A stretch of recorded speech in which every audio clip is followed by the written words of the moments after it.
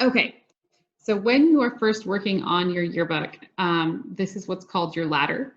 Your ladder is basically just how you're organizing your book. For teachers, for the most part, and if you're working on the yearbook by yourself, you're going to want to spend most of your time in plan book. This is where you're going to set up your fonts, your color palettes, your templates, master pages, which are basically going to be like any overarching design elements you set up, such as your folios, which is your page number, things like that, backgrounds that occur in multiple pages. Anything that you're going to do a lot should be a master page. If you're used to PowerPoint, it kind of works similar to a PowerPoint master page. Custom templates is just what it sounds like. It's where you're going to be designing templates that kids can drag and drop stuff into. You can mix and match templates from what we already have created and design new stuff, or you can start totally from scratch. There's a cover and end sheet section. If you want to, you can use this section to design your cover and end sheet online. I don't recommend that normally for high schools. For elementary schools, it might be a little better if you're designing from scratch, but normally elementary schools will either pick something from our cover design gallery and just have an artist tweak it, or they'll upload like student artwork. And that's something you can send directly to me in an email. And then submit spreads, obviously, is where we're going to submit your book when we're done, but we don't need to worry about this. So I tell people when you're first starting, there's literally nothing you can do in online design that I can't fix. So feel free to play, mess around. The only thing I ask that you don't do right now is submit spreads. So just don't push that button for a while.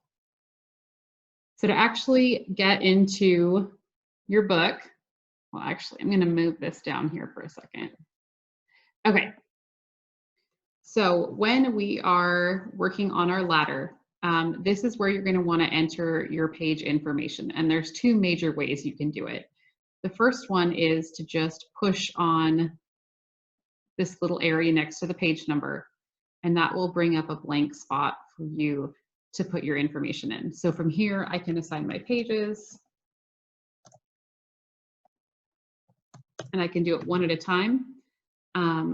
I can assign a date that it's due, and this is for my staff. So maybe I want this due October 28th, and I can also assign my staff. So I'm going to have Austin be in charge of this page. I can have multiple people assigned to a spread if I want to. And to get rid of someone, I just click the little X.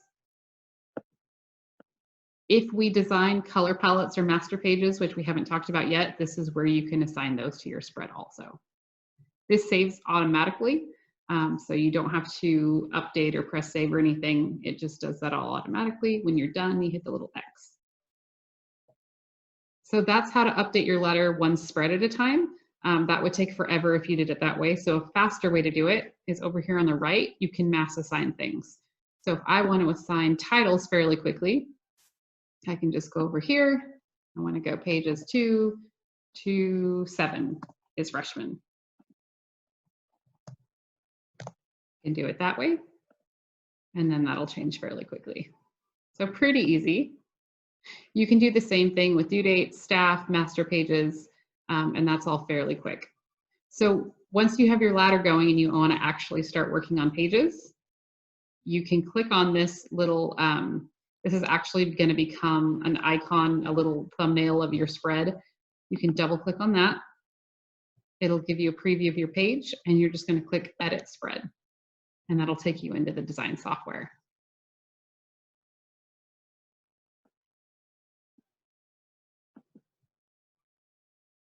It'll also, if I see that, how that just said, basically, there was an unsaved version. This is, this is what I was working on before, and I exited without saving. So it gives you the option to recover that. It's always good to tell kids to save before they close, because sometimes it, just like Microsoft Word, it doesn't save the last thing. So get in the process of saving before closing, but it does keep a little backup generally if a kid messes up and gets off without saving. In Yearbook, you have these lines around your page. This is called your bleed bar. You want to make sure that you don't put any text or people's faces in this area, because it can get cut off. If you bring content right up to the edge of this, it's going to make a nice white margin. and keep stuff clean. In design, sometimes people do what's called a bleed, and they'll have a photo go right off the edge, and that's totally fine. You just want to make sure that you're not cutting off any important information. This area right here is called the gutter. And again, it's kind of the same thing. It's like the crack of the book. You don't want to have anyone's faces and you don't want to have text, but it's okay to have a picture go across the gutter if it's a design thing. So I'm going to start by showing you guys basically how to upload a photo and insert a photo. It's pretty easy. You're going to go to upload photo. You can either drag and drop or you can choose a photo. And I'm just going to pick on one of these. You can upload multiple photos at a time. I'm just doing one just to make it easy. You have to always put photos into an album. You can't have them just floating around. So if I click on this drop box, I've already made an album called Portraits. I don't want that album though, so I'm going to create a new one.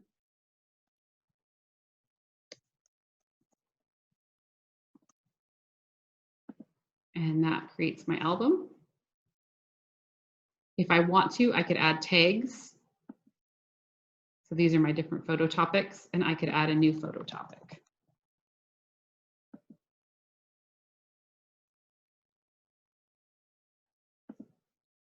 And then I could tag that if I wanted to. This is helpful sometimes when you're uploading photos. If you know there's a specific spread you want to put it on, or if a certain kid's working on it, they can even create a tag with their name or their spread, and they can tag all their photos as they're uploading them.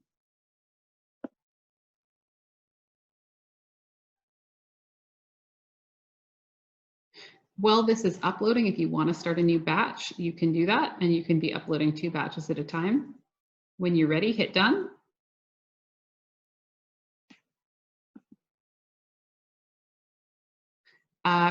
Dolly asked, do you know when the custom folder for us will be available? That should be happening October 5th. Okay, so in our spreads, we have a photo, and the photo is going to go to a place called the photo tray. If you guys can kind of see this behind the bar here, this says photo tray. When you first go to it, it's going to show your favorites. You can mark photos as favorites. Right now, I haven't marked anything, so it's blank. Anytime you see this little drop-down arrow, it means that there are options. So I'm going to go into the folder I just created, and here's my photo. I can drag and drop onto the page, and that's going to bring up my photo in its full resolution. From here, I have the option to resize, and resizing is from the corner, and it stays justified, so that's kind of nice. So I can resize. If I do up and down, it's going to crop. Left and right's also going to crop. If you double click, that's going to allow you to arrange what shows up in the photo. And you can resize too. So if I want to zoom in tight on Piglet's face, I can do that. Anytime I want, I can change what's showing up in that frame. So again, from corner, it's going to resize. Left, right, up and down, it's going to crop. And double click is going to let me arrange what's in the frame.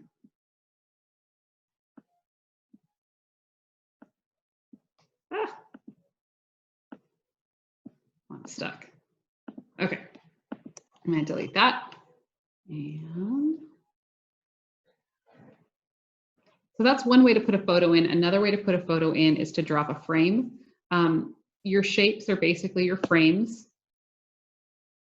You drop a shape just by clicking on shape, and then you go in here and you can click what type of shape you want. So I'm going to do a square just to make it easy. And then I'm going to go down to my photo tray. And to drop the photo, you drag and drop the photo into the frame. And you see that it highlights with that little blue line. You need to make sure you see that little blue line highlighted. I see kids mess this up all the time where they'll just drop it and it'll go on top of the frame. You need to make sure it's actually highlighted. And then again, same thing, double click, you can arrange what's in the frame. Over here, if you want to flip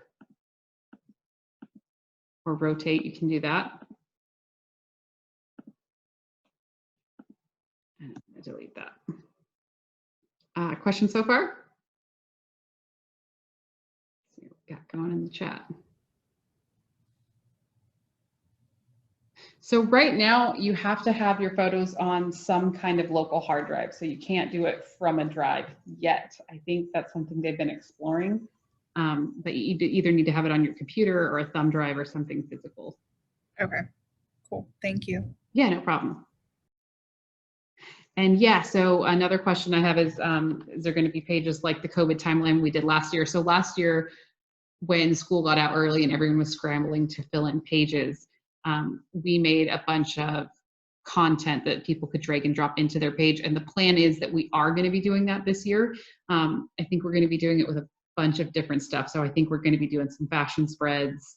I'm pretty sure we're doing some COVID spreads and some politics spreads. So we're going to make it easy to fill pages if you need a little bit of help with content.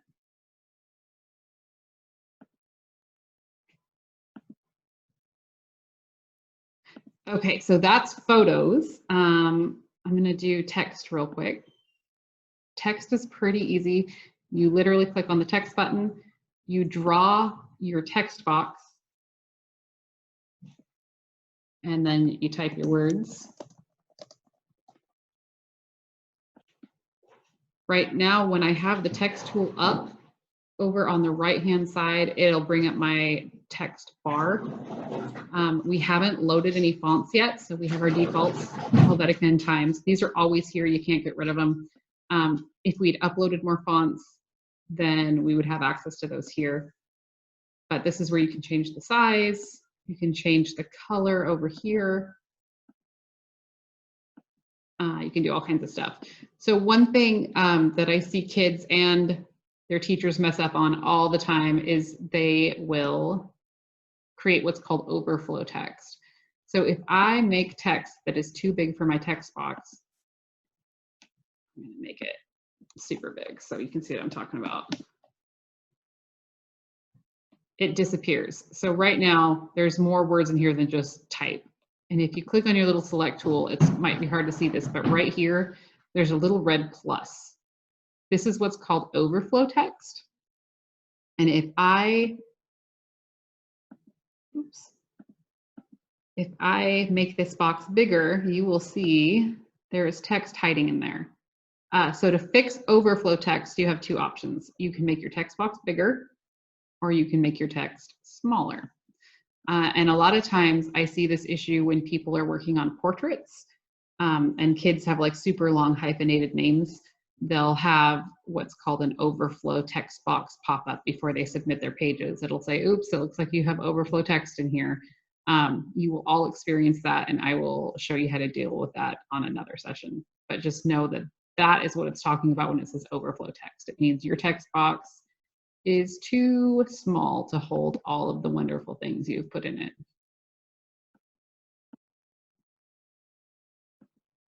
You are not limited to size 72, by the way. You can go all the way up to 400. You just have to type it in manually. So that's text. If you want to get more advanced down the line, you can also set your type styles. So you can make default text settings. And you do that just by clicking on your type styles over here, and it'll give you an edit option. And so you can set, what do you want your body copy to be? What color do you want your body copy? What do you want your bylines, your captions, your divider pages? And that'll create styles. We can do that, go into that more on another session, but just know that exists. There's all kinds of other stuff here that exists that we'll talk about later, but photos and text are kind of be your bread and butter for the start. With shapes or frames, when you drop a shape can act as a frame to put pictures or text in. It can also act as just an object on your page. So if I have a box and I want it to show up on my page, all I got to do is give it a color. So this would show up as a square, like a red square on my page. And then you can do all kinds of stuff over on the right where you tweak this. So I can change the transparency. I can round my edges. I can turn it into a triangle. I can add shadows. I can change the shadows color. I can do all kinds of stuff to it. I can even add a gradient. And again, I'm flying through this super fast, but you guys have a lot of resources where you can go back and kind of look at some of this stuff. Backgrounds are going to be right here. There's no super good way to search the backgrounds. You kind of just got to scroll through, but they are organized into color images and formula colors. So if you want a picture, you're going to search through color images and you can kind of just scroll down. Some of these are pretty awful and I don't even know why they're in here, but they're there for you if you want them. Elementary school kids generally really like backgrounds. For high school folk, I would say really use backgrounds sparingly. There's no quicker way to ruin your yearbook than to add a bunch of gaudy backgrounds. With that said, here's how to place a background. If you drag and drop your background, it'll go on your page. To remove your background, press remove background. Get rid of this triangle. And then you can change the tint with this little scroller bar, or you can do it here. Pretty easy. And then if you click this little drop down, you can also do formula color backgrounds. In your kit, you have a list of colors, formula colors, and you'll see their codes right here.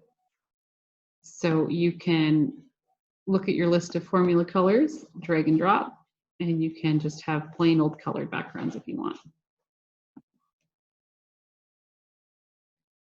Okay, and templates. So right now, the default is when you go to this custom templates, there's nothing there because we haven't made anything yet. As your kids start to develop custom templates, you'll get little previews of those here. So for now, you're going to click the drop down. It will give you a bunch of different template categories. These will match all of the templates that are in your template book that would have come in your kit. If you haven't got a kit yet, talk to your school. It was probably mailed to the school, and generally the office or ASB will have it. Anything that says Express is going to be just a little piece of a template, like a scoreboard or a design element. And anything that doesn't say Express is going to be a full template for you to use. So for example, clubs. To place a template, I just drag and drop. Sometimes when I'm in Zoom, it won't work very quickly, but that wasn't too bad. Once you have a template on your page, you can customize any part of it. So maybe I don't have a lot of captions because I'm, elementary school or middle school. I can click on these and make them go away. And I can add more pictures or resize pictures. And you can kind of get it just how you want. So I'm just going to copy. Oops. I'm holding Shift and I'm copying these. You can use keyboard shortcuts too. But so you could, design this however you want. Make more pictures. You can change headlines. You can do all kinds of stuff. One important tool you're going to want to teach your kids fairly quickly is the layout tool. This is how you align and space things evenly. So if I'm trying to get all of these lined up nice and even, a lot of kids, what I'll see them do is just kind of like eyeball it and try to get it perfect. You're never going to get it perfect. Even if you turn on your grid, you're never going to get it quite perfect. So what you want to do is click on whatever object you want to align to, hold Shift, and then click on what you want to line it up with. You'll see they both select. You can go over here to your Align tool, and I'm going to align bottom. And now it doesn't look like it did much, but those are perfectly lined up now. And just so you can actually see what that looks like, I'll make it a little worse. So I want to line these up along this edge. I'm going to click this first because this is what I want to line them up to. Hold shift. And then I'm going to align left. And now they're all perfect. You can also do what's called space evenly. And that will distribute the space between all of these boxes so that it's even. Or you can decide how many picas or points you want to have between each one. So that's how that works. I'm going to stop for a minute and anyone have questions so far? I know I'm going super, super fast. I'm taking, oh, go ahead. Is there a way that if you know that on this particular page you want to have 20 pictures, is there somewhere in there that you can type like that you want 20 pictures and it just automatically puts it in there and then you can rearrange it? No, what you would want to do is in your template book, you can kind of look and see templates that might be closer to what you're going for. Okay. Normally, you're going to find stuff like that in the collage templates. So if you go to, gosh, let me look real quick. I think collage is what I see a lot of times for elementary school. Have you looked at those yet? Not a ton, no. I mean, I've clicked around some, but yeah. So I have looked at this. Yeah, for elementary, normally they do a lot of stuff like this or this. So you can't exactly say I want 20 pictures. What you can do is copy and paste a bunch. But yeah. Can you resize all the boxes at the same time? Yes, so you can group. So if you grab these, hold shift, go up to your object and group, that makes it one element. And then from there, you can resize. Okay, and so then hold shift and then select and then go up to object. Yep. And then then what? What did you hit after you hit object? So object, group. Group. Okay. And this also, you'll see sometimes when you put in pieces like a little like scoreboard or something like that, it'll come in grouped. And to edit, you're going to actually have to do the opposite of that. You're going to ungroup, and then you'll be able to individually edit things. The group and ungroup feature is really useful if you're making your own like little scoreboards or surveys or things like that, because you can create a custom template and group it together so you can move it around on your page. So this is actually a pretty good question. This is a neat little feature. Other questions?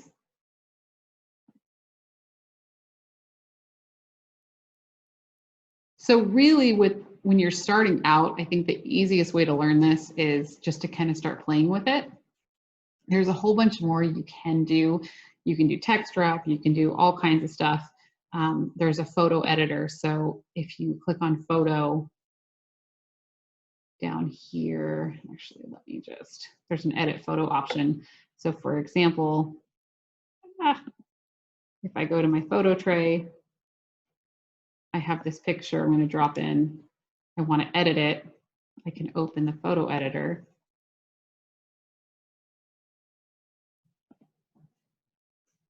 And you get the program that we use is called Photopia, or if you like to call it Photopea. And it's kind of like a little bit more simplified version of Photoshop. And we actually have a bunch of lessons on using Photopia, so I won't get into this too much. But this is a cool way for your students to do some pretty advanced photo editing if they want to. They will have to save this and then re-upload it once they edit it, because it doesn't change the photo that's on the page. It makes a new copy for them. And that way, if they mess up, it's not messing up your original photo. But this is kind of a cool tool. And you can actually have kids use this even if they're not in yearbook. So if you're doing a photography class or you're doing any other kind of design class, you can give them access to this. So I'm going to close out of the actual design part and show you guys a couple other things. I think you mentioned portraits and portrait flow. So I'm going to show you when we get to that point kind of what that looks like. Let me log into my demo account real quick.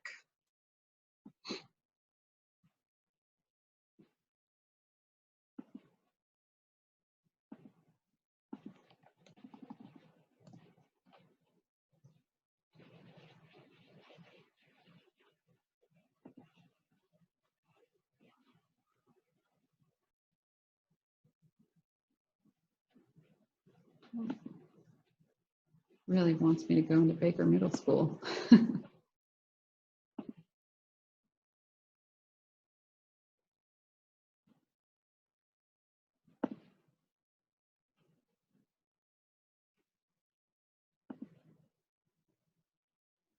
Okay, so when you're doing your mug pages or portrait pages, we do a process called portrait flow. And normally what that looks like in a non-COVID year is your kids go to portrait day, their photography people take everybody's picture, and then they give you a CD that you would upload and it would create a student roster.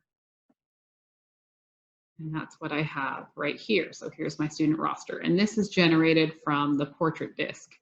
I'm going to show you what that looks like if you have a portrait disc, and then I'm going to show you some workarounds for if you end up not having your kids get their portraits taken. So in a normal year, we have our portrait disc, we would upload that, and here is where you upload your portrait disc. And if we get to that point, I will show you guys how to do this. But for now, we're going to pretend that we've already done it just so you can kind of see what that looks like. You're in portrait and index. We're going to flow portraits. Let me just delete this real quick so we can start from scratch. So I've already uploaded my portrait disc. I'm going to flow my portraits. I'm going to start from scratch and I'm going to hit create. I'm working in a high school right now, so I'm going to click 12th grade. And then you can decide how many rows and how many columns you want. And based on the number of students you have in your class roster, it will tell you with these settings you need 4 pages to flow your portraits. So I'm going to pick 4 pages and hit next. And it'll tell me up here, I'm doing 6 rows and 5 columns. I have 102 students and I have 120 spaces. So then I can kind of make some changes on how I want these things to look. I want my names on the side, or do I want them below the portraits? A lot of times middle school and elementary school do below portraits. A lot of times high schools do on the side. If you do below portraits, I always tell people to add a second line of text and click custom. What that'll do is if a kid has a super long name, it won't cut their name off as much. It'll let that flow into that second line of text. If you have names on the side, you don't normally have to worry about the hyphenated name issue. It'll ask you how you want your names to show up. Most people do title case. It'll ask you what font you want to use, what size, what color, all that stuff. For most of the time portraits, I do about a size 8. And then you can decide what you want your portrait shape to look like. If you want a border, how thick you want the border, what color you want the border, all that stuff. So once we get it to where we want, we come over here and then we can do what's called knockouts. A knockout is if you have a page and you have a design, like maybe you have a class picture at the top or something like that, and you don't want portraits to flow into that spot, you just click on these little squares and that will knock those pictures out of the flow so nothing goes there. And if you look up here, you can see that as I click on these boxes, the number of portrait spaces go down. So you can always keep track of how much space you have left. If I get rid of too many spots, it'll stop me and say, oh, hey, you can't do that. And then you just undo your last change. So I've got my portraits the way I want. I'm going to hit flow. It'll think for a second, and then it'll give me the option to view my pages. And right now, this is not an accurate preview. It won't give me a preview until I save. This little time clock means that something has changed since this preview was there. So I'm going to double click to go in and look at it.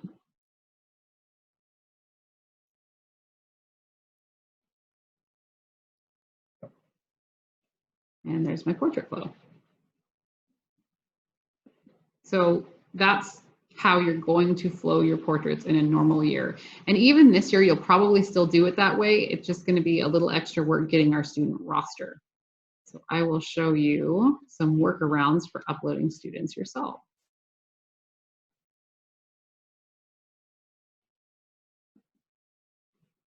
So if we don't end up having portrait people come to our school, you can create your own student roster.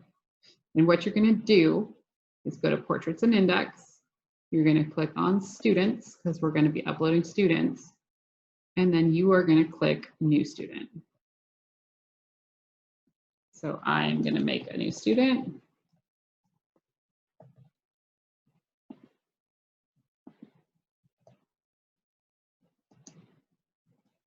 Let's say grade 0.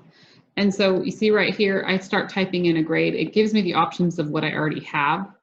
But if I start adding something that's not there, it gives me the option to create a new folder, which is what I'm going to do. And if you want, you can also create homerooms, which is probably what you would do for elementary school. So hit save. And now I have created my new student. If I start typing the name, there he is. And he has no photo yet because I haven't uploaded one, but he is in the student roster. There's his grade. So if I was to flow right now a portrait of grade 0, I would only have one student in it and there would be no picture. But you said you thought there was an update coming, or if we had it like a spreadsheet, it could take all this non-picture information up at once? Yes. And so are we expecting that October 5th as well? That should be happening October 5th. As long as everything goes according to plan, that's what I've been told. With that said, anytime you're updating software, every once in a while you do run into some glitches. So the update is tentative for October 5th. And everything I've been hearing sounds like it's going well. So just kind of waiting to make sure that happens. Okay, we've been waiting to kind of input stuff one at a time in the event that we might be able to upload it all at once if it's in a spreadsheet. So I think that's a good idea. Yeah, and that's what the developers have been telling me, just tell everybody to wait until October 10th, or sorry, October 5th. And we should have a lot more info. You will probably at some time add new students either way. So knowing how to do this is a good option. To add a photo,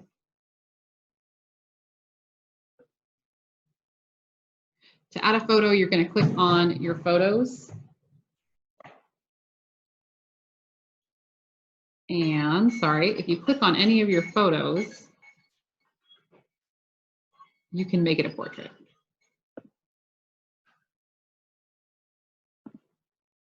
And I would just start typing the student's name.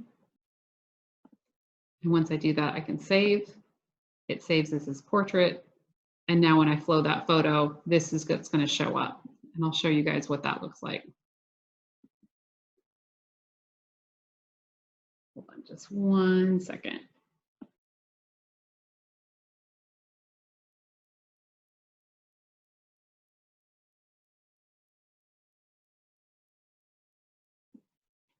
Okay, sorry about that. So now if I go to Portraits and Index, I go to Flow Portraits. Delete this one.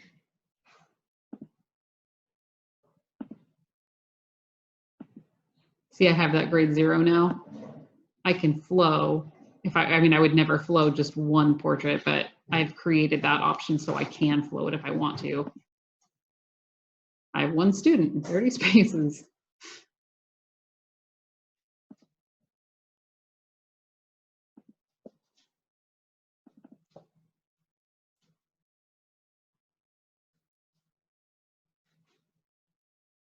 But there he is. So you could do that on your own if you want to. It would just take a little bit of time to get, all of your students.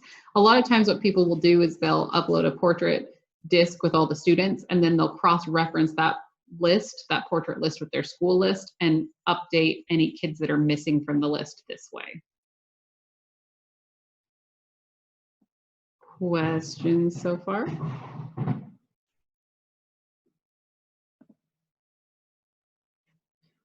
So training wise, I think that's all that's all I have to show you for the moment. If there's other specific things you want to see, I've got about 15 minutes. I can take questions or show you anything specifically that you want to look at.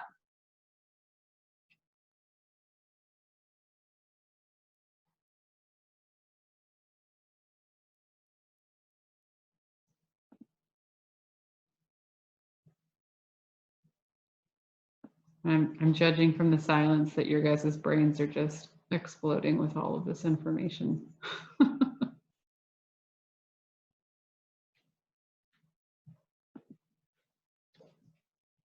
All right, guys. Well, if you don't have any questions, I'm going to sign off. Otherwise, you're welcome to call or text. This is, if I did this correctly, I should have recorded it. So if you want to see anything over again, I'm going to be updating this to my YouTube channel, which I am still just finalizing.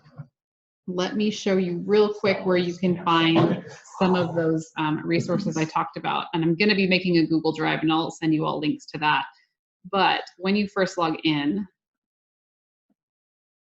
let me actually log into a real school.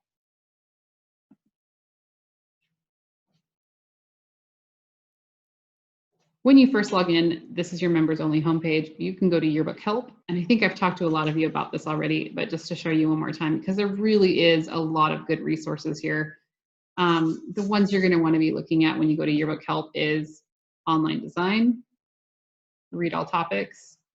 And these are going to be in that quick guide that I send you, but it's good to know where to tell your kids to get it to, because they can access all this stuff. These videos are awesome. Learn online design 30 seconds at a time. If you need a quick lesson plan, or you just need something to keep your kids busy, because sometimes I feel like planning lessons on Zoom is just so much harder than really planning it in the class. There's all these little videos, and you can just assign some videos to your kids and have them practice this stuff on their own. So this is a really good resource. There's tons and tons of little mini videos. And the nice thing is they're mostly all like 30 seconds. So kids can pay attention for 30 seconds for the most part. My husband can pay attention for 30 seconds. I think a high schooler maybe can. And then another good resource that a lot of people don't use, but it is awesome, is the live technical help. So generally from about 5 a.m. to 5 p.m., you can always go on to We Care. If you click here, you can start a remote session. You just have to put your school name, info, and then hit submit. And that'll get you onto with one of our computer support technicians. Our computer support people are really, really good, and they're really nice. It's not like a super huge team where you're getting, you know, a bunch of random people that don't know you. Like, you'll get to know these people. They can do screen shares with you. So if you give them access, they can actually like take over and remote into your computer and help you solve any issues that you're having. So they are super, super great. I gave you their phone number too on the resource guide. Don't hesitate to call them ever. They're awesome, really nice people. And then the other thing that you're going to want to be looking at is over here. Here's your community upload. I've talked to you guys about this a little bit, but this is where you're going to set up your yearbook snap and community upload. This is where you can turn uploading on or off. I sent you all emails that have community upload instructions. So I'd say if you're doing anything, like, this is probably the #1 most important thing to do, is just to start getting pictures in, because you can always make a book, even if we have to throw it together last minute, which I don't advise, but we can. But you can't really go back and take the pictures. So make sure you're getting pictures in. And then if you want to promote those, there's web banners. So you can click on this and get codes for web banners to give to your, so I keep moving this around, get codes for your website or your web developers. And then the last thing before we go, sorry, almost done. The last thing I want to show you guys is how to set up your online sales. If you're doing that, I'll just show you where the link is. And some schools do this and some schools don't, but Sales Central right here is where you will actually go if you want to offer online sales. You don't have to have a student list to do it. I'm just going to click no, not yet. It'll, oops, there we go. It'll take us into our sales. And it's really funny how they have this set up, because where you go to actually change your sales date is super tiny. Edit pricing and dates is like this little tiny link down here. So if you want to set up online sales, that's where you go. And then you can kind of follow the prompts. You can set start and end dates. You can decide how many books you want to sell. You can offer packages. And then if you keep going, it'll give you the option to offer ads and things like that. Hey guys, if I can suggest that too, if you've not done that before, we've been with Wellsworth for quite a few years, and always have collected the money at our school. Doing it online was phenomenal. They get charged the tax. They expect to get charged the tax. They keep a list. You can go in and see who's purchased at any time. Not the office manager doesn't have to house with it. They give you a list of who bought it. They have all the options, so they can do name tags. They can do all kinds of different add-ons to it. So they got a lot of different options. It is slick. It works so well. So I can say, if it's a possibility, do it. And you can change these prices too. The way they're built in is so you make a profit off of it. So you can never lose money on this side of things, just so you guys know. So, and the other nice thing, if you decide to do online sales, make sure you offer all options. It helps with, there is a service fee that parents see. If you offer all options, I think the service fee is like $1. Dolly, do you remember what it is? Is it $1? Like $1, I think it's $1, $1.25. And that's basically just what the credit card company charges us to do the online collection. So it's $2.50 if you don't offer all of it, and it's $1.25 if you do. So we pay half of your credit card service fee if you offer the options. And that's it. All right, I've got 9 minutes if anyone has questions. Otherwise, that's all I got for you today. I didn't have any parent complain about that either, and they could use their credit card, so they were more apt to do it. Our school only takes checks. We don't have a credit card option at our smaller school, so it worked really well. Awesome. Yeah, and I know Franklin Pierce, because Carla, you're Franklin Pierce District, is that right? Yeah, so I know that your purchasing director, Bruce Merritt, I think that's his name, yeah. He allows it. So I talked to him about it specifically last year when the COVID stuff started, and they set that up. Elementary school wise, I'm trying to think. Kelly, remind me, I'm so sorry, remind me what school you're with. Cedar River Elementary. Okay, yeah, so that's gonna be a PTA thing. Do you know if you guys charge tax or not? I don't believe so, but I'm not sure. So I would just check know with. we set the price of our book at like 20, and that was Yeah. going to cover everything. Yeah, so they may or may not allow online sales. You would want to check with your PTA president. It's on my list. But generally, PTA gets away with a lot more than everybody else does, because they don't have to go through like Purchasing school and or all that ASB. stuff, yeah. And Dolly is the ASB person at her school, so she knows all the ins and outs of all that stuff. When it comes to online sales, you have to be a little careful, because if you don't set it up right, you could violate some IRS issues. And the way you avoid that is to either charge tax or to make sure that you are selling in specific windows of time. Dolly, anything else? Do you want to add anything else to that? There was something that I had in my brain, and all of a sudden I just lost it. Oh, I know I was going to ask you about the shipping piece. If we don't, for some reason, get back to school this year, we had to deal with the shipping that we had to have all our kids' books shipped to them, and kind of Wellsworth helped us out a little bit with that. But is there a way that we could already just charge for shipping on that, just to satisfy that, no matter what?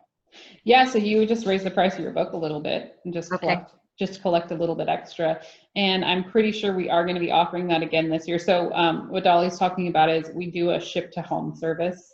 So if for some reason kids aren't back in the building, which I can't imagine, I mean, I can't even say that anymore. Who knows what's going to happen? If kids don't come back to school, if you guys do a completely online thing this year, or if for whatever reason they just don't want a bunch of people going to school to pick up your books, we do offer a ship to home service. Normally it costs shipping costs plus $3 shipping and handling, but I've been able to waive the handling piece of it so that you're literally just paying the extra shipping.